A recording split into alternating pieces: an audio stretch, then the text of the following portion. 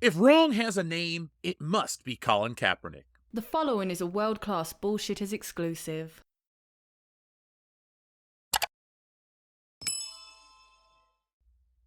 Colin Kaepernick, most known for taking a knee, was a former football player turned activist, spokesman, and now comic book creator. When he was a football player, he was controversial. When he voiced his opinions publicly, he was controversial. And now that he's involved with comic books, he's controversial again. Not because he's making them overtly political, not that they can take any more of that, he's controversial because his comic books promote theft. Oh boy. Colin Kaepernick is throwing a Hail Mary into the world of comics with his new company, Lumi. By putting traditional comic creating methods to the sideline, he's hoping to score big with AI-generated content. It's a risky play, as many artists and writers are calling a penalty on using AI to replace human creativity. Will Kaepernick's gamble pay off, or will it be a major turnover for the comic book industry? Comic book Twitter and various other corners of the internet have been set ablaze with responses to the news. Kaepernick, who played 6 seasons of professional football as the quarterback for the San Francisco 49ers, has put more than $4 million into his generative AI media company, Lumi Story AI. While the announcement of a new creator-driven line or brand is usually hailed as a good thing for comics, the response to Lumi has been decidedly negative as a whole.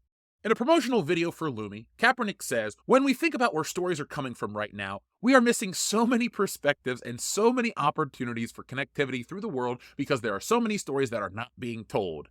It's a way to relate to each other, understand each other, and it's also a way that we understand what's possible and what can be brought to life. Stories have changed my life a few different times." Kaepernick references Roberto Clemente's We'll Never Forget and the autobiography of civil rights leader Malcolm X as particularly poignant pieces that helped change his perspective on the world. While Lumi Story AI is built as a platform that provides AI tools for creators to produce and distribute work, the widespread pushback against generative AI from within the most creative industries has not done it any favors so far. Multiple people have noted that Lumi currently offers an incentive program by which users can refer friends to the service to gain upgrades and perks, drawing comparisons between the platform and multi-level marketing companies or pyramid schemes. Among those who have vocally opposed Lumi online are industry icons such as award-winning writer Gail Simone. Well, icon is a stretch with Gail Simone. But let's move on. Acclaimed DC writer Tom Taylor and 30 Days of Night co-creator Ben Templesmith. Taylor in particular called out Kaepernick for depowering storytellers and promoting the theft of art.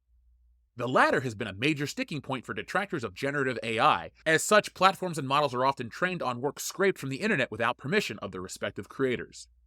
The subject of generative AI was one of the major issues handled during the 2023 WGA SAG-AFTRA strikes, which, featured in background actors, had to fight to ensure the removal of clauses that would allow studios to permanently scan and own the likeness of such performers, effectively ensuring an infinite supply of unpaid extras to be utilized for future projects.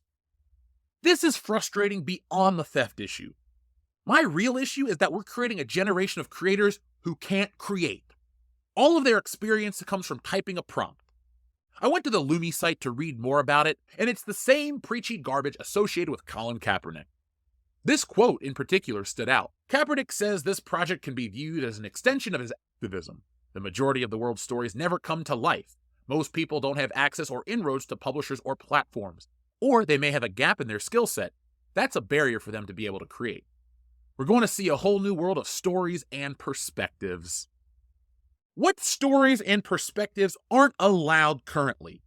This isn't a race thing or a class thing. You can be black, brown, Jewish, Japanese, or Jupiterian. This is just some BS race-baiting marketing bullshit. The voice you're listening to currently doesn't belong to a white guy. I know, I'm sorry to fool you all, but there aren't these barriers for minority creators. Bad work sinks, certain obstacles arise, but those marginalized voices aren't being suppressed.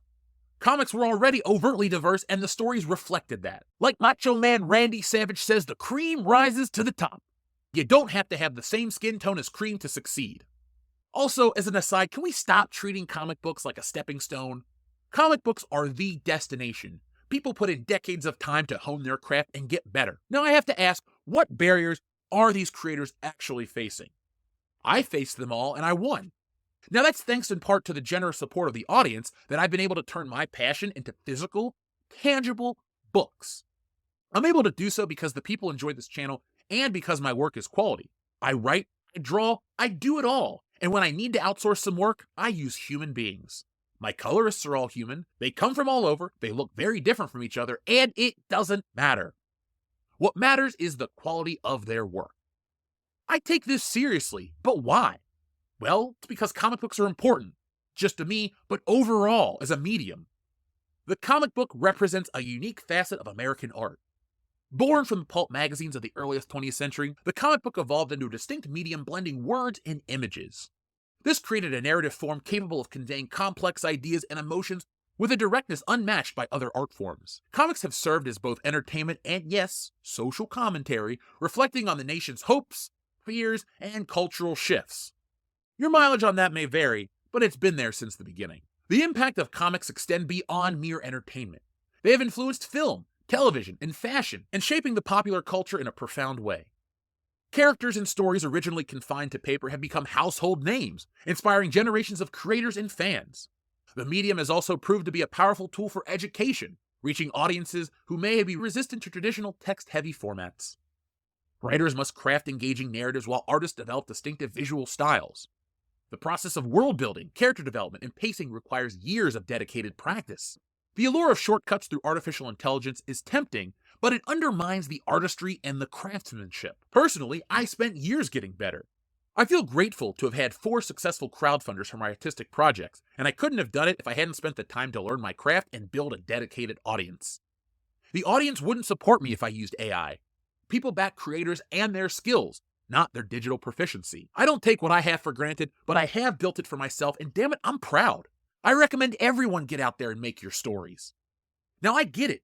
I understand. I get that it's frustrating for the people who feel that they lack the creativity, but if this video reaches you, just do the work. Write every day. Draw every day. Put in the work because you will get better. Even after successful book campaigns, I still hone my craft. At night, I draw. I study my art books, my Jim Lee, my John Romita, my How to Draw Comics the Marvel Way. I love it. Right now, I'm getting ready for my next book, so I'm spending my free time brushing up on all my skills so I can make Stealing Solo 2 look much better than Stealing Solo 1. It's incredibly satisfying, and AI robs the creator of the experience and robs other creators of their work. AI steals from other art. It's not a great equalizer. If you're watching this and you want to get into comics, just do it. Grab some paper, write down some ideas, draw daily. It will come to you. All great things take time. There are tons of resources out there to help. I've used great tutorials to help learn to do things more efficiently. You can too. If you can't draw, hire someone who can. Your stories will be a lot better with someone who knows what they're doing. They'll fill in the gaps and make your stories better. You just have to budget your time and budget your money. I find that people who use shortcuts can't talk about their art in an interesting way, and their story usually reflects that. Ultimately, the push for AI-generated comics, as exemplified by Colin Kaepernick's Lumi, is a misguided attempt to circumvent the essential human element of artistic creation. This approach not only undermines the hard-earned skills of established creators, but also sets a dangerous precedent for exploitation of intellectual property. While technology can be a tool, it should not be used to replace the ingenuity, passion, or dedication that defines the art of comic books. The industry must remain vigilant in protecting its integrity and supporting creators who embrace the traditional path of hard work and artistic growth. Colin, take a knee. So folks, those are my views on the subject matter. I don't think Colin Kaepernick should be getting involved with this. I don't think AI should be getting involved with this. Celebrities, technology, leave the comic book alone. It's cool, it's sexy, I understand. We know what it's like. We have lines at our tables, beautiful women, you have to beat them off with a stick. We get what it's like to be the comic book creator. But in reality, folks, all joking aside, it's frustrating because we put in the time, we put in the effort, and yes, we do reap the rewards, both financially and on a deeper level when you watch your work grow. And I don't want to take that away from people. But you guys gotta put in the time. It's a lot like pro wrestling. You gotta pay your dues. Well, artists and writers, you gotta pay your dues. Your story that you think is so impactful, take some time and really figure it out. Because AI is just gonna pull from the internet. It's gonna make your story kinda like somebody else's. It will never truly be your story when you use AI. It's partially someone else's.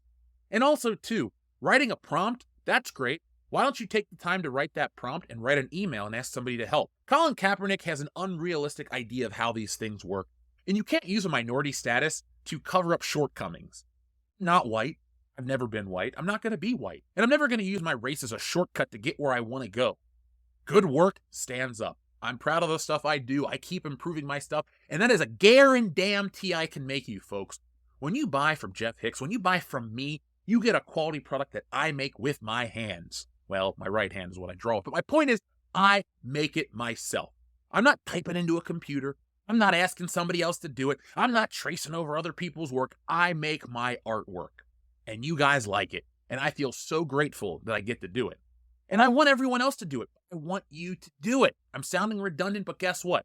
Doing comics is redundant. First, you got to write it. Then you got to rough it out. Then you got to pencil it. Then sometimes you got to tighten those pencils. Then you got to ink it before you even send it off to somebody else to get lettered and colored. It is a long process. It is an arduous process, but it is rewarding, and you can make a living from it if you just do the right things. Spend your free time studying and practicing, read comic books, figure out what you want to make. Hell, talk to other people, get help from other writers and creators. Hell, I'll help you myself. Message me on Twitter. But my point is, don't go down this path. It will not yield the results you want. You will not feel the pride or the enjoyment or the sense of completion that other creators do. And that's what you're really doing the most. You're not robbing other writers and creators. You're robbing yourself of that satisfaction. And that is the greatest reason why so many of us do it.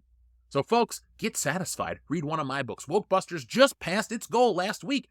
We have crossed into the 126% funded category. So folks, it's closed. We're still taking late pledges. You can grab yourself a copy of a book written and drawn by me without any AI for help.